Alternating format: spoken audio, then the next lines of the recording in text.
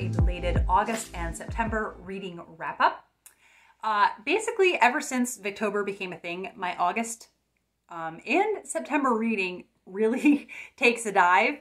But then I look at the list and there is there's some books that I really enjoyed in there. I think that it's basically I'm fighting a reading slump the whole time, and sometimes I'm actually in a reading slump, but I'm kind of bordering on it the whole time. But I did have some books that I really enjoyed.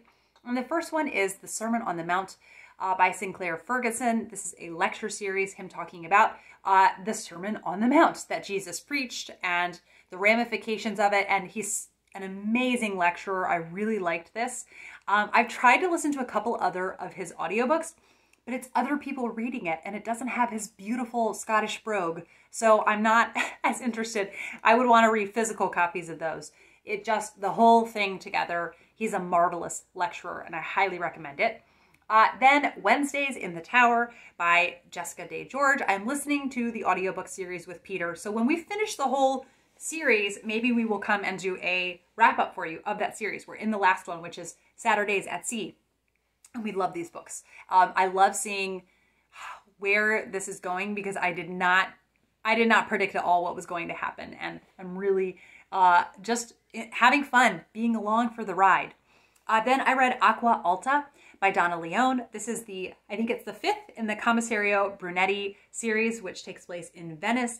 And it's just a splendid, splendid series, really solid literary writing. I love Commissario Brunetti, but what I really love is his family. His wife is an English teacher and she is incredibly devoted to the writings of Henry James. He has a son and a daughter and I love their little family. You do always have several chapters with them and it's delightful. Then as part of a read-along, I read Coming Home by Rosamunde Pilcher, and I adore this book. Now, I did get a little scared when I started it because it took me about 200 pages to get into it, and I thought, oh no, do I not love this book anymore? 200 pages is a long time, but the book is 900 pages. So I had 700 pages of being utterly in love and devoted to this book. The main character of Judith, I love her so much, seeing everything that she goes through and living in such a turbulent time in the world. World War II happens and then her life after World War II.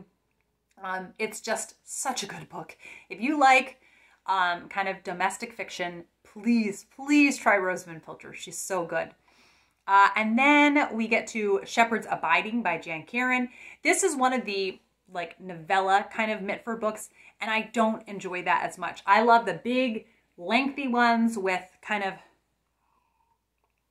every day, you know, he goes to the barber shop or he goes to the grocery store, or you know, him working in his office, or just the everyday kind of things. And so I don't enjoy these ones as much. So I'm looking forward to getting back to regular programming for them. And then Thursdays with the Crown by Jessica Day George. This is the next in her Tuesdays at the Castle series. Continuing to enjoy it, obviously, because we're on the last book now. And then I finished The Daisy Chain by Charlotte Mary Young. I think I have it here. I can show you a copy of it, if those don't all fall. Let's see. I think I got it successfully. The Daisy Chain. I did a whole video review for patrons of this. I did enjoy this. It was a mixed bag. I think for fans of Louisa May Alcott, Charlotte Mary Young is an author that you definitely want to try out. Now, if Little Women to you is not saccharine and not too didactic, I think you'll really enjoy her. But for those of you that have then continued on with Little Men and Jo's Boys, you know that those feel extremely didactic, and I was not able to ever connect with those books as much. This has a lot more of those moralizing chapters than The Heir of Redcliffe or Heart's Ease did. So this so far is my least favorite. It is her writing. Her writing is beautiful. And I came out of this at the end being like, oh my goodness, those characters, some of them I really, really loved. But it was not, it was a very mixed experience. Like her writing, I just love the warmth in it. But what she does with the plot, sometimes I'm like, okay, here's another chapter where a character learns a lesson. This is what we're doing. Okay. Then I read A Bear Called Paddington by Michael Bond. It's like I'm going to explode with just how cute and whimsical this series is. And I was so excited to see on Hoopla. I think there's 17 books in the series. It's something outrageous. And the authors alternate between Stephen Fry, who, I mean, just an amazing narrator, and then, what is his name? Hugh Bonneville. That's who it is. And they're so good. I think I slightly prefer Stephen Fry. Nothing wrong with Hugh Bonneville's narration. I just really love Stephen Fry. So I'm having the best time listening to these with Peter. I kind of just want to listen to Paddington, but I'm letting us alternate with other books, and they're just delightful. Then a book that came at the exact right time, and that was The Ladies of Ivy Cottage by Julie Klassen. This is in her Ivy Cottage, I think it's Ivy Cottage, or Ivy Hill series, which is a Regency series. And I just really, the same thing things that I enjoyed about the other Bennett sister is what I like about this one. I just love getting to feel like you are spending just everyday life with the characters. And the writing in the other Bennett sister is a couple levels above Julie Klassen's, but it's just, I just find it incredibly restful and restorative reading. So I love them. Then more about Paddington. Gave this one 5 stars also. They're all going to start blending together, although I do know what I loved in More About Paddington. One of the things that happens is Paddington is redecorating one of their rooms in their house, and he wallpapers himself into the room, and he thinks to himself when he's looking for the door, I know there was a door when I came in this room. And that just to me was the sweetest thing. So I love these books. And I love kind of how everyone acknowledges he's a bear, but they don't wonder why he's there. Like when they take a taxi cab, the taxi driver says, oh, I charge extra for bears. Not, what is there a bear doing with you? It's so sweet. I just love them. My face hurts from smiling so much when I listen to them. Then I did a reread of Lady Audley's Secret by Mary Elizabeth Braddon.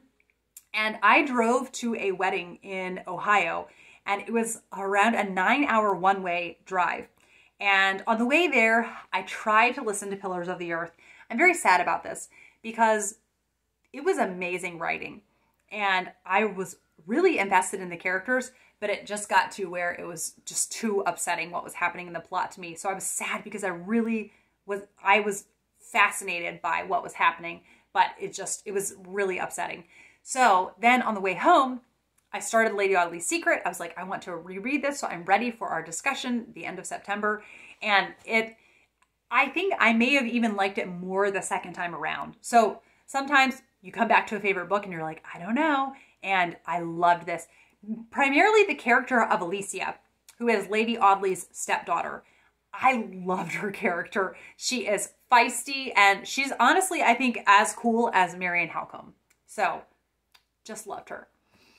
Then The Franchise Affair by Josephine Tay. This I started that weekend where I traveled for the wedding, but the physical copy of it, I did not have access to the audiobook. And this is a really interesting plot where there is a girl who says she's been kidnapped, and she accuses these two women, a mother and a daughter, of kidnapping her.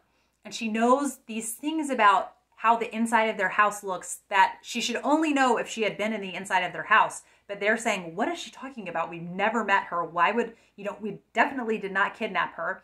And so it's up to the police to figure out what happened. But, well, there's also a trial, and so they have to get all the evidence that they can. And if you like Josephine Tay's writing style, you're going to enjoy this. It is very quiet and claustrophobic feeling. It is a deep character study. And if another Golden Age mystery author had written this, I don't think I would have enjoyed it. But I just love Josephine Tay's writing. Yes, so really loved it. Then I read Beyond the Moon by Catherine Taylor, which is a time slip romance. Now, it was just what I needed when I read it. I gave it 5 stars. But now that I'm thinking about it, a month later, I'm thinking it didn't deserve 5 stars. The writing was not that good. The writing was decent. So if you want a plot-heavy time slip romance, but it's not as good as Susanna Kearsley, basically. So I enjoyed it, and I loved that it traveled back to World War I as opposed to World War II, which has been done so much. And you're following a character when she's going through a really traumatic time in her life, and she gets put in a mental institution against her will. This all happens in the first couple chapters, so I don't feel bad telling you that. And then she ends up accidentally traveling back, you know, a long time ago. And you're following what happens to her. So really plot heavy, what I needed, when I needed it. And then There Goes the Bride by M.C. Beaton. I think this was the 20th Agatha Raisin book. I love this series. I keep going with it. And they keep having new ones come out, even though 2 years ago, M.C. Beaton passed away. And so now it's someone, I don't know if M.C. Beaton either left notes or they just have someone just writing completely new ones. I'll be curious what I think. I am going to try the new authors ones as I go on and see what I think of them.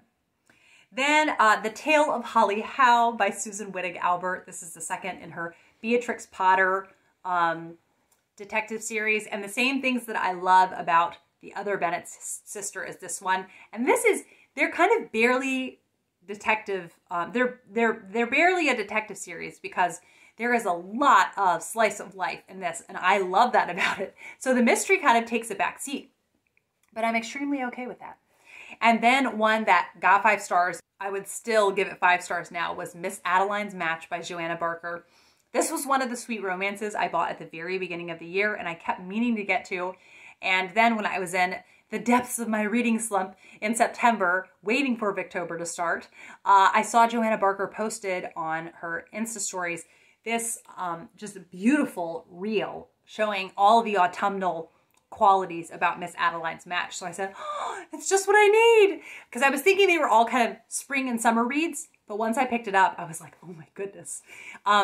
So I loved this book. If you want, I mean, such a solid, sweet romance. And Miss Adeline is kind of a companion. And her companion has a broken engagement, and so they go off to stay with her aunt in the countryside, and there is a very handsome, kind of snarky neighbor living nearby, and it was just so delicious. It was a delicious book. And then lastly, Fridays with the Wizards by Jessica Day George. This is the next in her Tuesdays at the Castle series, and just a really great, solid children's series. A lot of children's fantasy I get kind of bored with, but this I haven't been, and I really love the characters, and I'm loving the conclusion of this. So that was my rapid fire wrap up of August and September. Thank you as always for watching, and I will be back with another video soon.